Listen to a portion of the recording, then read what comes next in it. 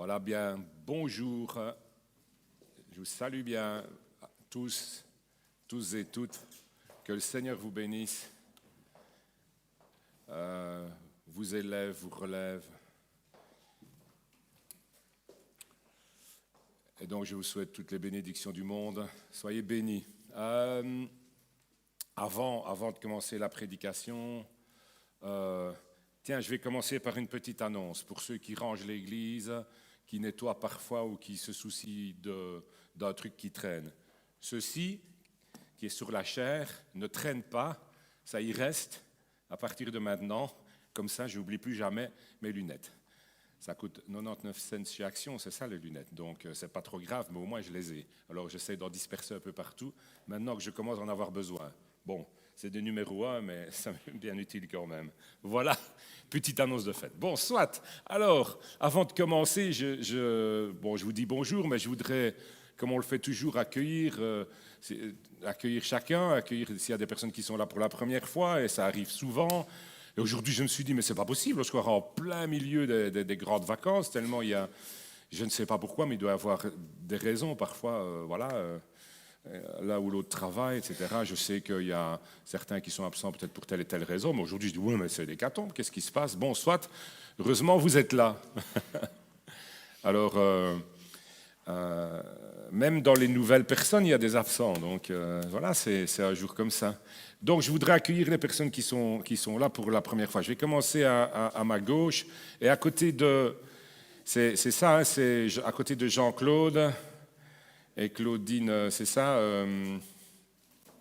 on va dire Claudine, ça va pour l'instant. Il y a deux personnes là dont je ne connais pas le visage, même s'il y a des deux qui ne me laissent voir que ses yeux, mais je pense que je ne connais pas votre visage. Est-ce que vous êtes amis, vous vous connaissez? Oui. D'accord. Alors, vous habitez où d'abord? Vous pouvez vous présenter, comment vous appelez-vous? Franck? Et? Pardon? Lies, d'accord. Franck et Lies. Bon, je vais encore une fois oublier. Jean-Claude, j'ai retenu. Claudine avec autre chose, j'ai retenu, mais Claudine Ange, c'est ça? Bien. J'essaye. Mais après, on vous accueillera mieux, parce que vous allez voir dans les annonces, on aura, j'espère, l'occasion de mieux faire connaissance. Donc, Franck et Lies, nous voulons aussi vous accueillir. Et vous habitez aussi là-bas, à l'Entremange aussi également? Voilà, eh bien, je suis vraiment content de vous accueillir, mais attendez, parce que je continue. Bon, je ne vois pas de nouvelles personnes, néanmoins, je suis content de voir que David est venu avec sa maman, sa chère maman et sa chère fille. Ça va? Je continue. Et je ne vois personne de nouveau, donc je fais comme ça. Ah, Jérôme, bon anniversaire, Jérôme. C'est aujourd'hui. Bon, attendez, on va faire tout en même temps.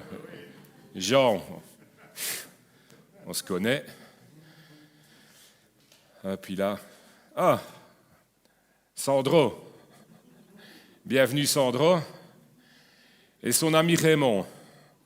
Voilà, vous connaissez, hein, Sandro, l'église de Rassolong. Et son ami Raymond, vous connaissez moins peut-être ou pas. Méfiez-vous de Raymond. Hein. Méfiez-vous de Raymond. S'il voit quelque chose qui ne va pas sur vous ou quoi, méfiez-vous. Hein. Il attaque. Donc, mais il est gentil. Hein. Voilà, donc Sandro et Raymond. Et puis, je ne vois personne de nouveau. Ça va, Léa? Tu caches ta tête, hein, mais je te vois. Hein. Ça va, Léa? Voilà. Ah bien, on vous accueille dans le nom du Seigneur Jésus. Voilà. Voilà, il faut que vous sachiez que c'est l'église la plus accueillante de la province de Liège. Même de Belgique. Mais pour ça, il va y avoir une réunion pour l'accueil. Malheureusement, je ne serai pas là parce que je dois partir, mais on en refera encore.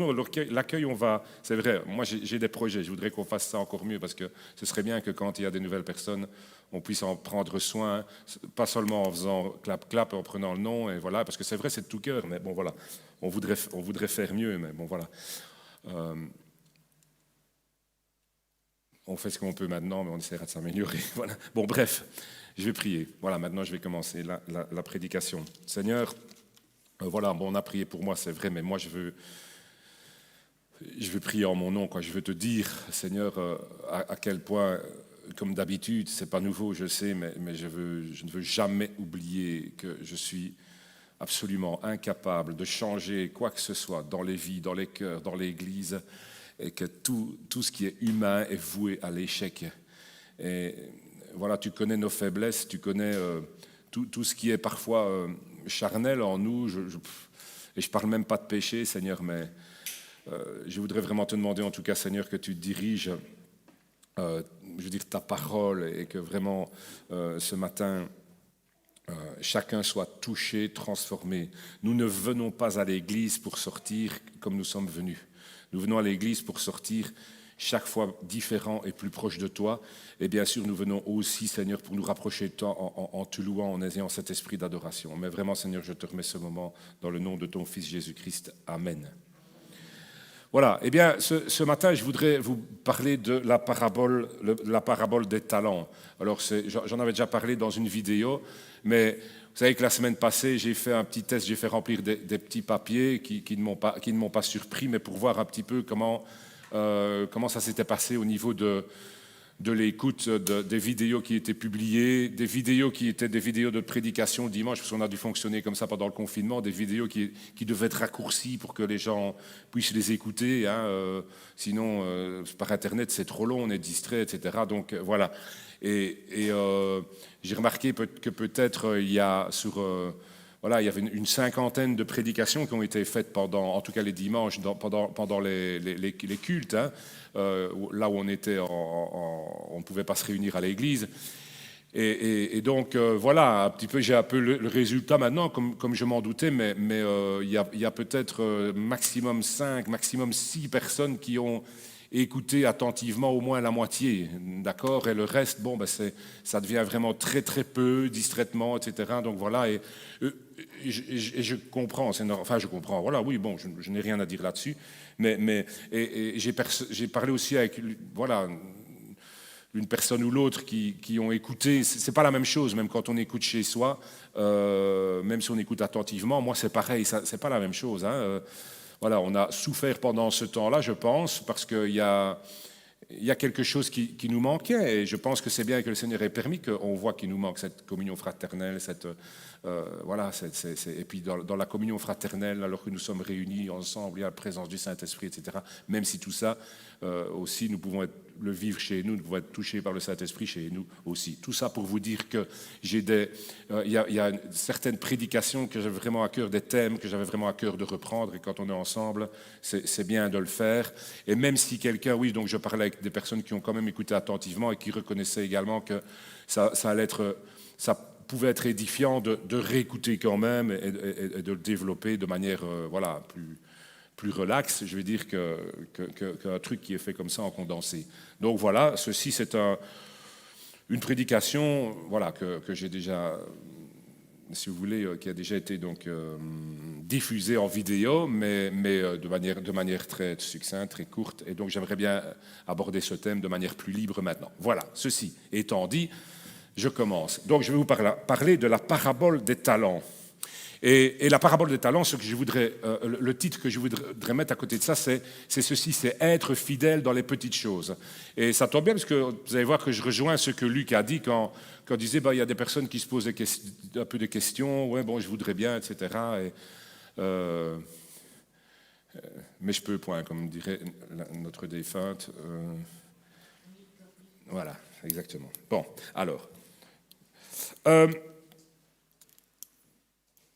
Peut-être fais-tu partie de ceux qui attendent beaucoup et qui espèrent beaucoup de leur vie avec Dieu, c'est-à-dire de leur relation avec Dieu. Et ce n'est pas mal, c'est tant mieux. Mais, au travers de cette parabole, Dieu va nous apprendre autre chose et quelque chose. Alors oui, je veux vivre de grandes choses avec le Seigneur et j'attends beaucoup de lui. Et voilà. Mais peut-être parfois, on on peut se tromper de chemin, peut-être parfois le Seigneur peut nous apprendre des choses, et donc je vous le répète, il nous apprend des choses au travers de cette parabole des talents. La parabole des talents, c'est quoi? Parce que nous, un talent, on va dire à quelqu'un, tu es doué, donc tu as un talent. Oui, ok, ça va, c'est pas mal de penser comme ça, mais la parabole des talents ici, les talents, c'était une mesure, c'était de l'argent, quoi. C'était une mesure. Donc la parabole des talents, c'est la parabole, on pourrait dire la parabole du salaire d'une vingtaine d'années pour un ouvrier de l'époque. Ça serait un peu bizarre d'appeler ça comme ça, mais on pourrait le dire. La parabole des talents. Voilà. Un talent, donc, correspondait, vous l'avez compris, à plus ou moins, en tout cas une vingtaine d'années de salaire d'un ouvrier de l'époque. Difficile de comparer ce que ça voudrait maintenant, mais ça valait beaucoup un talent, ça valait énormément. Donc, vous l'imaginez. Et le mot talentueux, voilà, vient de là. Hein. Donc, il y a un rapport, talentueux, voilà. Ça va? Alors, Jésus, là, je vous situe le contexte, il est en train de parler de son retour. Il est toujours là, mais il est déjà en train de parler de son retour. Parce que, voilà, vous le savez, après, il est mort sur la croix, etc. Puis il est auprès du Père et il a promis qu'il allait revenir. Et donc, c'est de cela qu'il parle quand il parle ici à ses disciples. Quand il dit... si tu veux bien, est-ce que tu peux afficher, on va prendre Matthieu 25, en tout cas à partir du verset 14, et puis on va lire les quelques versets qui suivent. Ça va? Alors, donc, Jésus dit, « Il en sera comme d'un homme qui, partant pour un voyage, appela ses serviteurs. » Voilà, Jésus parle... De son retour, Jésus explique qu'il va s'en aller, qu'il va retourner auprès du Père, qu'il va revenir, etc., qu'il va revenir. Et donc voilà le contexte. Un homme qui, partant pour un voyage, appela ses serviteurs. L'homme, c'est Jésus. Il représente Jésus. Les serviteurs, eh bien, c'est vous, c'est moi, c'est toi. Et qu'est-ce qu'il fait? Il leur remet à chacun, selon sa capacité, des talents. Voilà, on est déjà au 15 là, mais voilà, il leur remet à chacun selon ses capacités, et ça c'est quelque chose de très important, à chacun selon ses capacités. Voilà, Dieu sait ce qu'il fait. Certains vont dire, ouais, mais moi, je n'ai pas beaucoup j'ai pas reçu beaucoup, j'ai pas beaucoup de talents. Sache que si tu en as reçu un, bon, j'anticipe déjà sur la parabole, mais si tu en as reçu un, c'est énorme. Parce que c'est d'une grande valeur. Et puis vous allez voir qu'après, quand on est fidèle, Dieu fait fructifier. Voilà, d'accord? Alors, c'est important de situer. Donc l'homme représente Jésus, les serviteurs, le serviteur c'est toi. Parce que Jésus, ici, on peut dire qu'il s'adresse à tous. Donc ça veut dire que, c'est très important, on peut conclure que nous sommes tous considérés comme des serviteurs. Absolument tous considérés comme des serviteurs. Jésus dit, je pars pour un voyage, voilà, et j'appelle mes serviteurs, et je distribue des talents à tous mes serviteurs, à tous. Tous, vous êtes considérés comme des serviteurs, absolument tous. Donc on doit déjà, on commence par une conclusion, on doit déjà conclure ça. C'est rigolo parce que je vois que je dis le mot conclure, on peut déjà conclure ça. Conclusion, c'est à la fin, mais bon voilà, on doit déjà le savoir dès le début. Nous sommes tous serviteurs et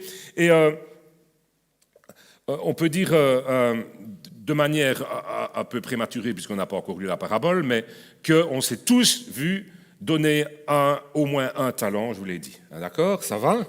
Alors, donc, le premier verset dit, il appelle ses serviteurs, il leur remit. C'est bien. C'est bien. C'est le verset précédent, hein, si tu peux le mettre. Il leur remit, c'est bien. Donc ça veut dire que Jésus vous a remis, vous a confié des choses qui ne vous appartiennent donc pas, mais qui lui appartiennent. à lui. Et il vous les a confiés. Pardon. Alors, on repasse au verset 15. Pardon. Il donna 5 talents à l'un, 2 à l'autre, et au troisième à chacun, au troisième à chacun, de nouveau on le dit, selon sa capacité. Et il partit. Voilà. Et c'est ce qui s'est passé. Jésus n'est plus là. D'accord? Il n'est plus là. Ah aussi, il est parmi nous. Oui, par son Saint-Esprit. Mais pas Jésus en chair et en os. D'ailleurs, il n'aurait pas dit, il est avantageux que je parte, parce que le Saint-Esprit, quelque part, va me remplacer. C'est avantageux, parce que maintenant, il est là, oui, mais en esprit. D'accord? Bon, alors, aussitôt, celui qui avait reçu 5 talents s'en alla. Il les fit valoir. Il gagna 5 autres talents. De même, celui qui avait reçu les 2 talents en gagna 2 autres. Celui qui en avait reçu un seul s'en alla faire un creux dans la terre et cacha l'argent de son maître. Verset 19. Longtemps après, il a pu s'en passer des choses. Ils ont pu réfléchir, ils ont pu vivre leur vie, et ça. Longtemps après, le maître de ses serviteurs revint, parce qu'il revient. Parce qu'il revient, parce qu'il va revenir. Ce n'est pas encore arrivé pour nous, mais là, dans la parabole, c'est arrivé.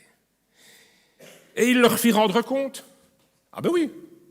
Moi, si je dis je m'en vais, je vous confie quelque chose, parce que voilà, j'ai plusieurs maisons, et bon, ce n'est pas le cas.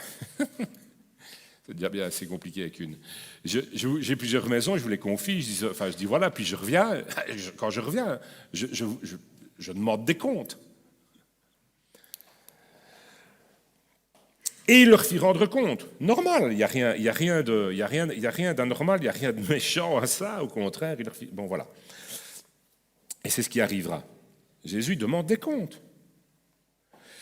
Celui qui avait reçu 5 talents s'approcha en apportant les 5 autres talents. Et il dit, Seigneur, tu m'as remis 5 talents, voici, j'en ai gagné 5 autres.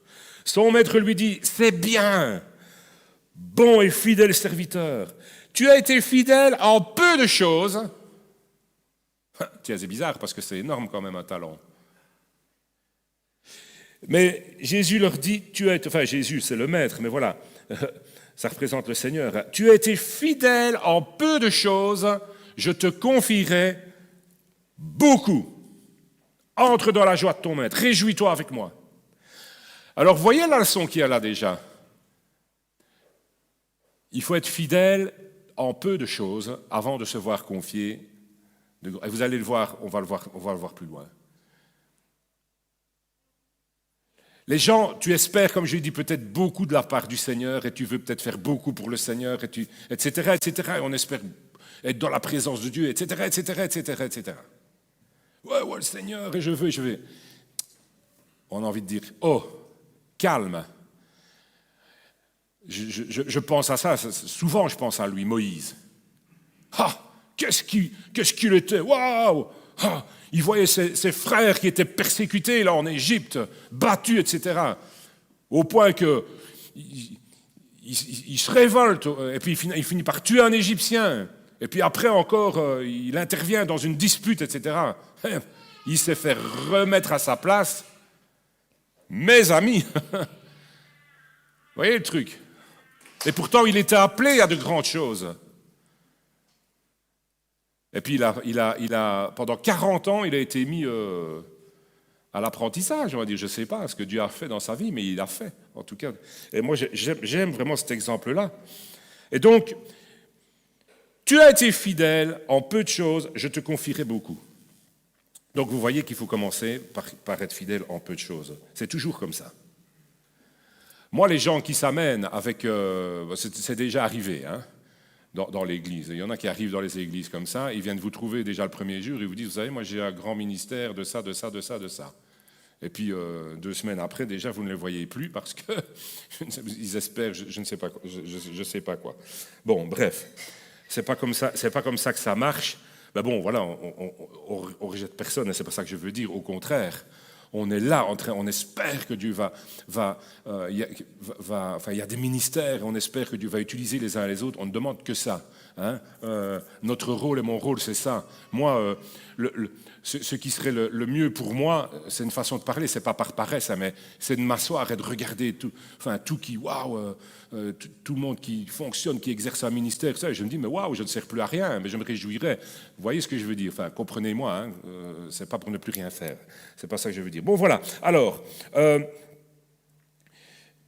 celui qui avait reçu 2 talents, donc c'est au verset 22, toujours selon ses capacités, s'approcha aussi et il dit, Seigneur, tu m'as remis 2 talents, voici, j'en ai gagné 2 autres.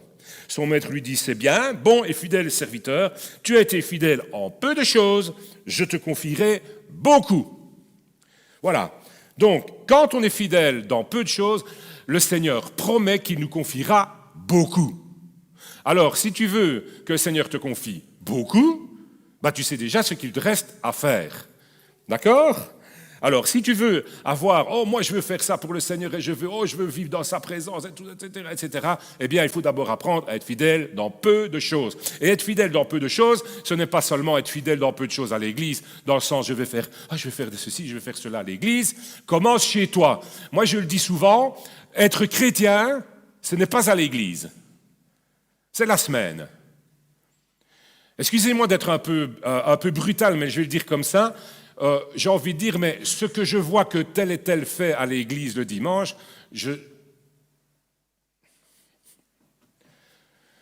comment le dire poliment? Ça ne m'intéresse pas, très poliment. Voilà. Parce que je ne sais pas ce que tu fais chez toi. Et le Seigneur, lui, sait ce que tu fais chez toi et comment tu vis chez toi. C'est ça le plus important. C'est ça être chrétien. Parce que le dimanche, on peut faire et on peut montrer. Ça n'impressionne personne. Ça impressionne peut-être les nouveaux chrétiens. De, celui-là. Moi, avant, ça m'a impressionné un peu de voir tel qui priait comme ça, qui faisait comme ça. Maintenant, excusez-moi de vous dire comme ça, mais il n'y a plus rien qui m'impressionne parce que je sais que c'est pas ça l'important. Et ça n'impressionne pas Dieu. On n'impressionne pas Dieu. On doit être fidèle dans les petites choses. Et les petites choses, c'est chez moi. Ça commence chez moi. Quand je suis tout seul, quand je suis en famille, c'est chez moi. Après, on verra. Et ça, c'est vraiment très, très important, ce que je vous dis là. Parce qu'on néglige ces choses-là en disant, je vais à l'église le dimanche pour me rattraper. Les chrétiens font souvent comme ça. Ils viennent à l'église le dimanche, non pas pour exprimer au travers de la louange l'adoration qu'ils ont eue, parce qu'ils ont une vie d'adoration. Et une vie d'adoration, c'est quoi? C'est une vie de sainteté, dans le sens, c'est pas sainteté, je ne fais rien, Non, c'est pas ça la sainteté. On est dans la joie, c'est bien de vivre avec le Seigneur, c'est waouh, c'est la liberté. Et la liberté, c'est quoi? C'est que je suis libre de faire ce qui plaît à Dieu. Bref, je ne vais pas être trop compliqué, mais voilà, c'est la joie d'être fidèle envers Dieu. C'est pas ça la vie de sainteté. Il faut en reparler de la sainteté. C'est pas un truc ennuyeux où on est obligé de faire 36 trucs qu'on n'a pas envie, on est malheureux parce qu'on ne peut plus rien faire. Non, c'est pas ça. Et donc, voilà, c'est ça qui est important. Voyez? Et alors les gens viennent le dimanche, normalement, les chrétiens, ils viennent, et comme ils ont une vie d'adoration pendant toute la semaine, quand ils louent le Seigneur, mais ça vient de leur cœur et tout ça, parce que voilà. Et puis si ça n'a pas été comme ça, Dieu est fidèle pour pardonner si on confesse. Mais c'est dommage si c'est comme ça tout le temps. Parce que bien souvent, les chrétiens, beaucoup de chrétiens, dans beaucoup d'églises, c'est comme ça. Le dimanche, on vient faire pénitence. Pitance, ça n'a rien à voir, je dis pitance. Pitance, c'est recevoir sa pitance. On vient faire pénitence.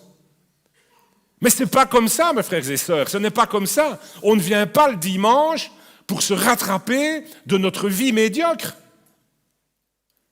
Ça ne va pas, ça. Vous voyez? Alors Dieu est bon, Continuez si c'est comme ça. Venez quand même, parce que c'est mieux ça que rien. Mais il y a un problème.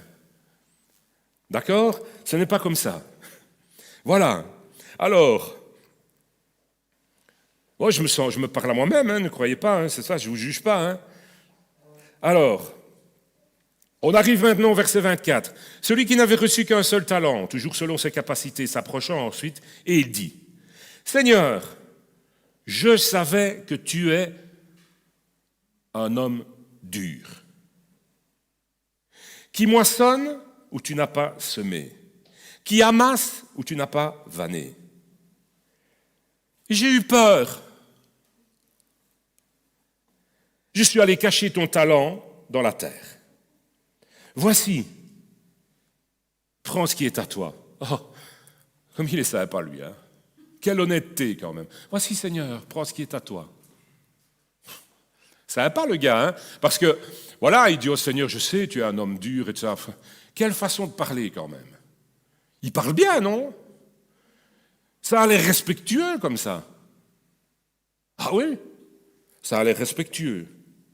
Alors on finit, puis on va revenir à ce petit plaisantin. Son maître lui répondit, « Serviteur méchant et paresseux, tu savais que je moissonne où je n'ai pas semé et que j'amasse où je n'ai pas vanné? Il te fallait que tu remettes mon argent au banquier. » Oui, il lui a même pas dit qu'il fallait qu'il travaille, enfin je sais pas quoi. Enfin, je veux dire, il lui dit juste, il fallait que tu sois responsable. Oui, il n'est même pas trop dur avec lui, mais minimum tu devais remettre ton argent au banquier. À mon retour, j'aurais retiré ce qui est à moi avec intérêt. Alors il dit ceci au verset 28, ôte-lui donc ce talent, donnez-le à celui qui a 10 talents, car on donnera à celui qui a, et il sera dans l'abondance. Ah ben oui, celui qui a été fidèle dans les petites choses, on lui donnera. Mais à celui qui n'a pas, on ôtera même ce qu'il a. Et puis il ajoute encore ceci, et le serviteur qui est appelé comment? Inutile, hein? Parce qu'il a enterré son truc, bien sympa, hein? Inutile, jetez-le dans les ténèbres du dehors où il y aura des pleurs et des grincements de dents. Alors, vous remarquerez que, c'est très intéressant, le paresseux, il n'est pas appelé paresseux. Si, on dit que c'est le paresseux, mais il est appelé, pardon, serviteur inutile, et encore, il est appelé méchant. Méchant. Hein? Oui, c'est un paresseux, mais il est appelé pas paresseux, on l'appelle méchant. Il est appelé méchant. Pourquoi? Parce que les deux sont souvent associés. Bon, pour mille et une raisons que je ne vais pas essayer de tout développer, mais je me suis quand même fait cette réflexion-ci. C'est que le paresseux, souvent, il cherche des excuses. Et celui qui cherche des excuses pour ne rien faire de sa vie, et de faire simplement ce qui lui plaît et ce qui plaît à son ventre, je vais dire comme ça, eh bien oui, il passe sa vie à ne rien faire, à trouver des excuses, et il a beaucoup de temps pour critiquer. Ben oui, parce que quand je ne fais rien, il faut bien que je critique les autres. Parce que c'est une des meilleures manières de me justifier. Voilà pourquoi je ne fais rien, c'est parce que ça ne va pas. Voilà pourquoi je ne participe plus, parce que les chrétiens ici, mais ils se disent chrétiens, mais je vois, celui-là il a tel défaut, celui-là il a tel défaut, celui-là il a tel défaut, et vous voudriez que je participe? Moi je suis trop sain à la limite, on ne le dit pas, mais c'est comme ça, je suis trop sain, alors moi je fais rien, des excuses pour critiquer. Et ce serviteur paresseux, donc il a appelé méchant. Parce que Dieu, il appelle un chat un chat. On n'est pas au 21e siècle là, où un aveugle, on l'appelle un malvoyant. Pour sûr qu'il voit mal, il est aveugle. Mais maintenant, c'est comme ça. Vous voyez, un chat, Dieu l'appelle un chat. Donc le paresseux, il l'a appelé méchant.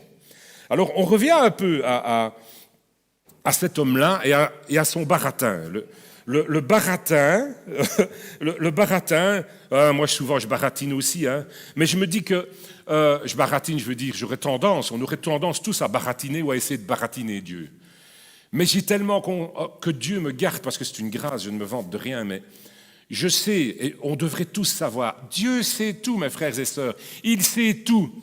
Il sait même que quand tu fais des fois quelque chose en croyant que tu le fais pour lui, il sait lui pourquoi tu le fais, et que tu le fais pour te sentir utile, tu le fais pour te sentir valorisé, tu le fais peut-être pour ceci, pour cela, peut-être pas pour qu'on te voit, mais quand même un peu. Enfin bon, voilà, il sait tout. Un proverbe dit, un homme croit que tout ce qu'il fait est bon, mais l'Éternel connaît les motivations. Et Dieu sait tout. Alors moi, quand je m'approche de Dieu, qu'est-ce que vous voulez que je fasse? Je peux que m'humilier. Alors je lui dis tout. Je dis, Seigneur, tu sais, voilà, aujourd'hui ou demain, c'est la prière. Seigneur, j'ai vraiment pas la tête à ça. Et je dois faire ça.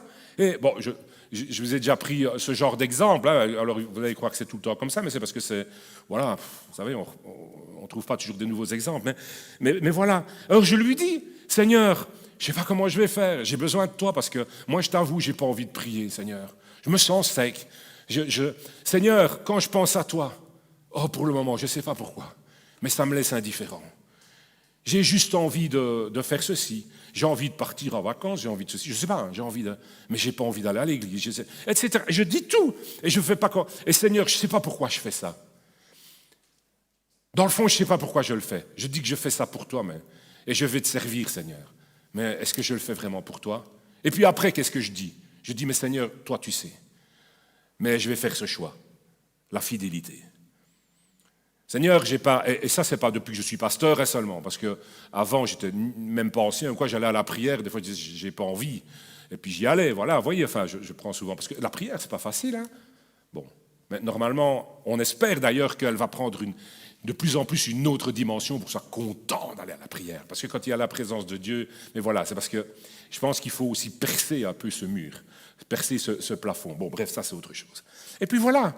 Je dis, mais Seigneur, je vais te servir. Tu connais les motivations, mais moi, en tout cas, je fais le choix, je te sers. Toi, tu sais tout, mais moi, je te sers. Bon, voilà. Alors, ceci étant dit, on revient au baratin de cet homme-là. Parce que souvent, comme je le dis, on essaye de baratiner Dieu. Parce que le cœur de l'homme, il est tortueux. La Bible dit, le cœur de l'homme est tortueux. Donc, ça veut dire quoi? Mon cœur, je suis un homme, non? On croit que c'est le nom chrétien, je sais pas quoi. Non, c'est toi. Toi, vous, moi. On a le cœur tortueux, on se ment à soi-même souvent. Et donc le cœur de l'homme est tortueux. Alors on baratine Dieu, on croit qu'on peut baratiner. Il faut arrêter ça, il faut vraiment se mettre devant Dieu avec droiture. Seigneur, tu sais, alors quoi? On fait quoi maintenant? Et on réfléchit avec le Seigneur. Alors, le gars, le paresseux, là, qui est appelé méchant, il dit ceci. Seigneur, il vient avec son talent, là. Seigneur, je sais que tu es un homme dur. Et il dit ça comme si c'était un respect envers Dieu. Je sais que tu es un homme dur. Comment ça? Mais c'est pas vrai.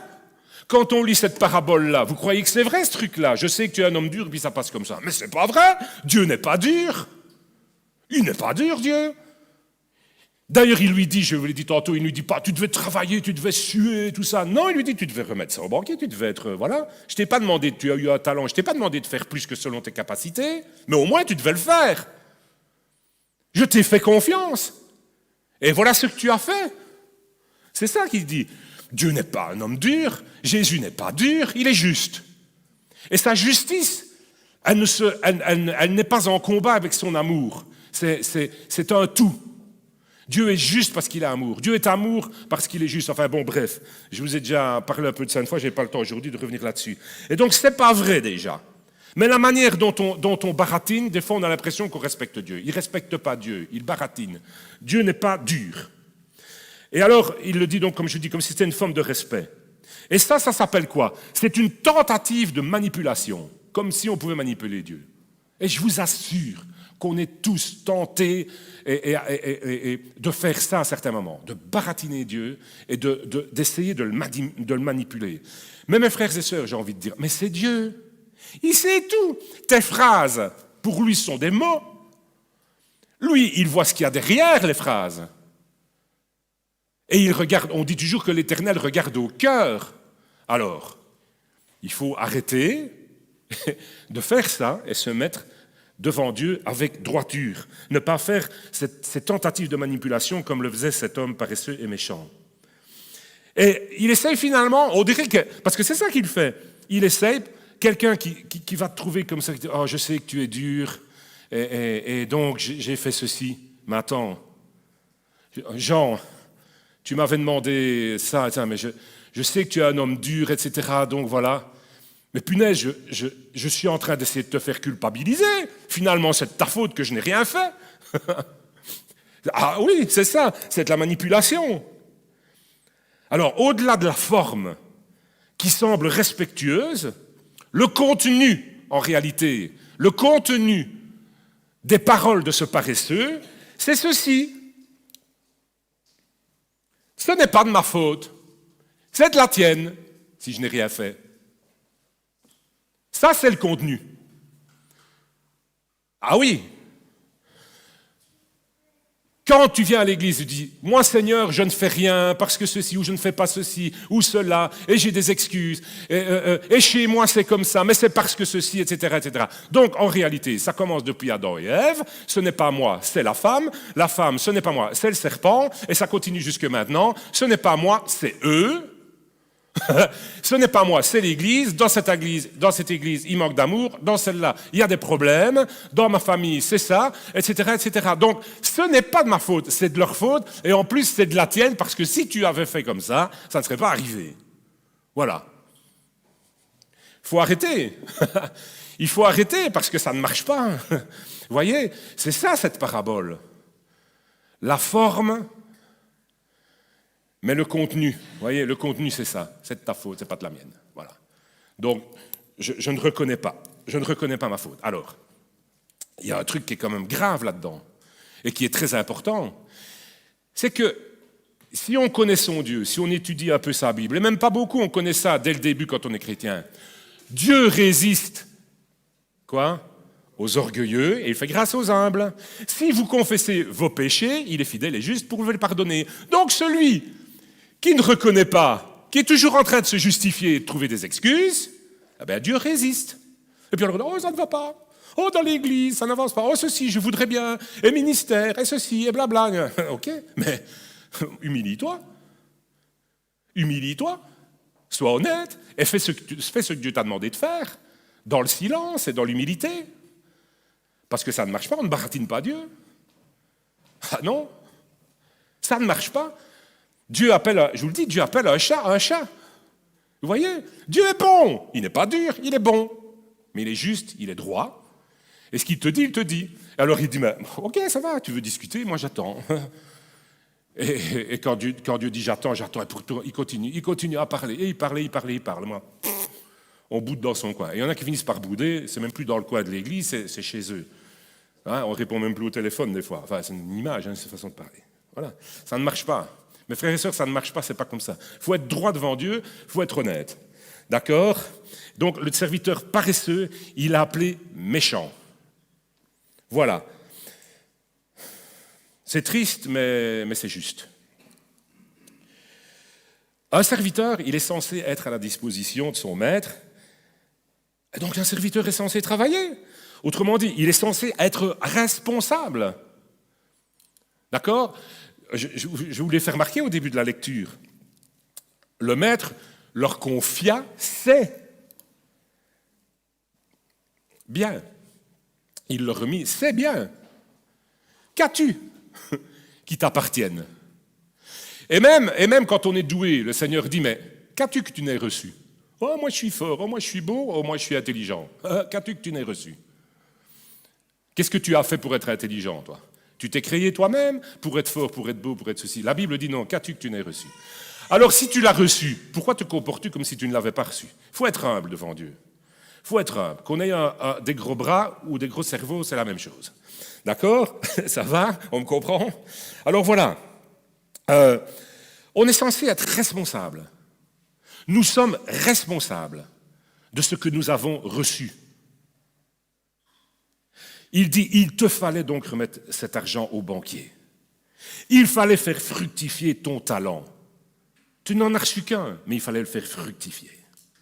Et si certains se posent encore la question de ce que Dieu attend d'eux, eh bien, ça tombe bien parce que Jésus y répond. Dieu attend quoi de moi ? Dieu attend quoi de moi ? Mais il y répond à la suite de la parabole, au verset 31.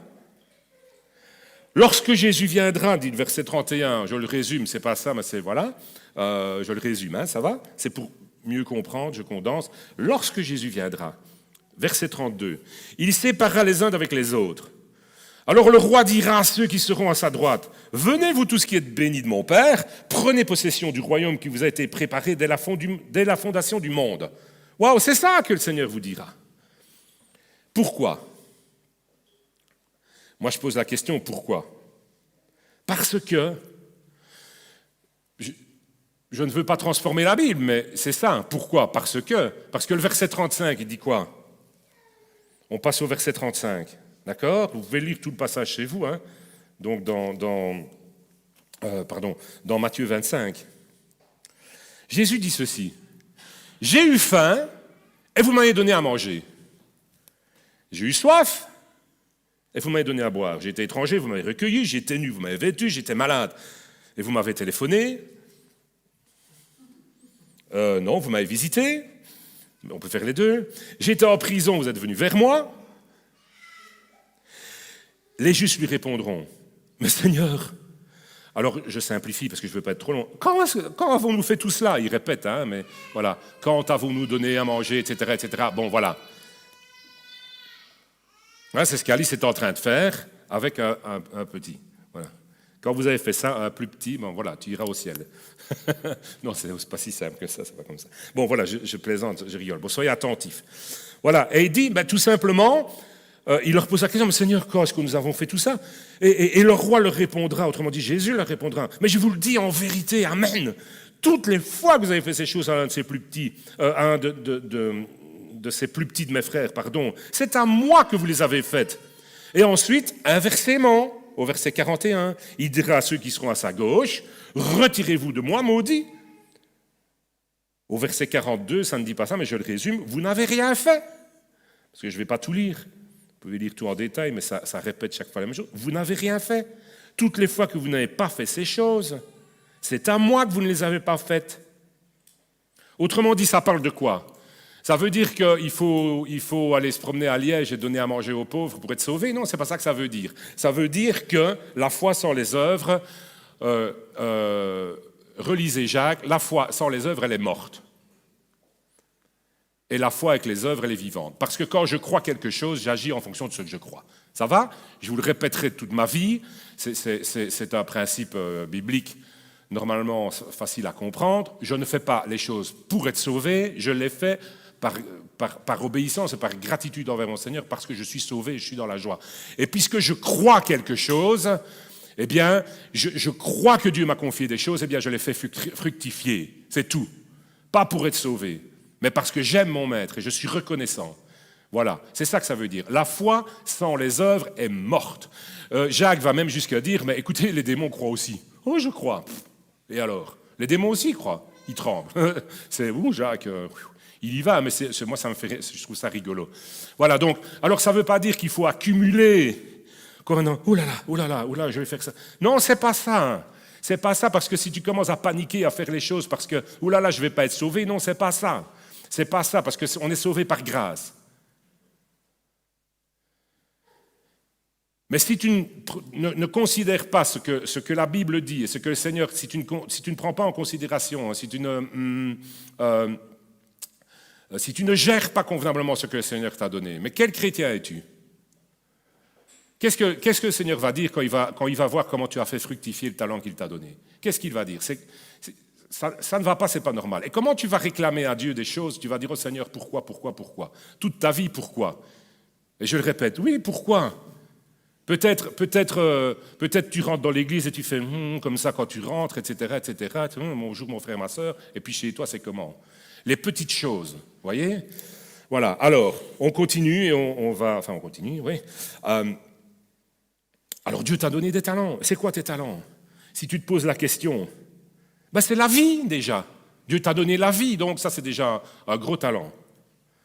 Tu as des bras, des mains, on fait attention parce que des fois il peut y avoir, tout le monde a des mains, puis il y a quelqu'un qui peut ne pas en avoir. Mais bon, je veux dire, voilà, tu as des mains, des bras, des jambes, une bouche, un cœur, tu as la vie. Et ça c'est un énorme talent. Alors, comprends que toutes ces choses ne te sont pas données, elles te sont confiées. La vie ne t'a pas été donnée, elle t'a été confiée afin que tu la gères. D'accord? Tout, ta famille ne t'a pas été donnée, tes enfants ne t'ont pas été donnés. Tout ça ne t'appartient pas. Il faut être responsable de ces choses que nous avons reçues. Tu as reçu la vie, tu as reçu une famille, sois respectueux. Avoir la vie, être un enfant de Dieu, ce n'est pas seulement un privilège, c'est une responsabilité. Quand Dieu te donne quelque chose, il attend de voir ce que tu vas faire avec. Quand Dieu te confie quelque chose, il attend de voir ce que tu vas faire avec. Dans Luc 16, le chapitre 10, dans Luc chapitre 16, le verset 10, Jésus dit ceci, « Celui qui est fidèle dans les moindres choses l'est aussi dans les grandes. » C'est pour ça qu'il faut commencer par le début. Vous voyez, il n'y a pas que ce passage que je vous ai lu, que cette parabole. Et celui qui est injuste, tiens, c'est bizarre, injuste. On ne parle plus de paresse là, c'est d'être injuste. Celui qui est injuste dans les moindres choses, il est aussi dans les grandes. Ce qui te semble petit et insignifiant à tes yeux ne l'est pas pour Dieu. Vous comprenez ça? Et ça va dans tous les sens. Petits péchés, petites habitudes, et aussi petits services, petites actions, etc. Pour Dieu, Dieu ne voit pas comme ça. Dieu regarde au cœur. Je répète ce verset. Celui qui est fidèle dans les moindres choses, dit-il, il est aussi dans les grandes. Donc voilà ce que Dieu regarde. Donc il y a ici, dans ce que je suis en train de vous partager aujourd'hui, il y a une mise en garde, mais il y a aussi un précieux encouragement. Parce que toi qui méprises les petites choses peut-être que tu as faites et qui as peut-être entendu, comme on le dit souvent, la voix de l'ennemi qui te souffle, toi tu ne sers à rien, ce que tu fais c'est pas grand-chose, hein, c'est pas vrai, c'est un mensonge. Parce que c'est pas ça que Dieu regarde. Dieu ne regarde pas la grandeur des choses que tu fais, Dieu ne regarde pas avec des yeux d'homme, Dieu regarde le cœur, c'est ça qu'il regarde, c'est ça qui est important, point. Dieu ne regarde même pas les résultats, il regarde ce que tu fais, parce que le résultat il dépend bien souvent de lui. D'accord? Enfin, voilà. Je synthétise évidemment. Ça va? Alors, il ne s'agit pas non plus, faites pas cette erreur-là, il ne s'agit pas non plus de se mesurer aux autres. Pour prouver quoi? Que tu es capable de faire la même chose que lui, que tu es capable de le faire aussi bien. Mais non, ça ne sert à rien, ça. Ce qui est important, c'est de faire ce que tu es capable de faire et de le faire. Dieu regarde aux petites choses. Mais j'insiste vraiment sur la vie de chrétien, pas celle du dimanche. Parce que moi je dis, on n'est pas chrétien, je le répéterai toujours, mais on n'est pas chrétien le dimanche. Surtout avant midi. C'est le jour, ça c'est, je vais dire, c'est ce qu'on voit.